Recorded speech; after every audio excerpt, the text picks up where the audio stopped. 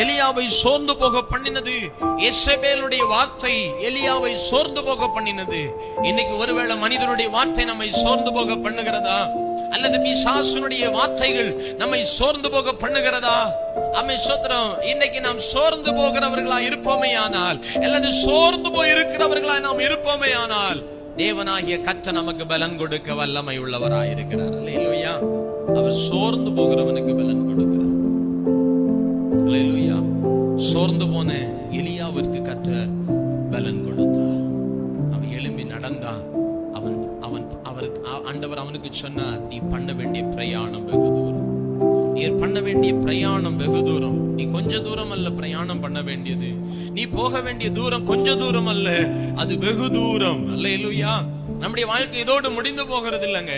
நம்முடைய வாழ்க்கை இதோடு முடிஞ்சு போச்சு, எல்லாம் முடிஞ்சு போச்சுன்னு நீங்க நினைச்சிட்டு இருக்கிறீங்களா? சோர்ந்து போய் இருக்கிறீங்களா? இல்ல.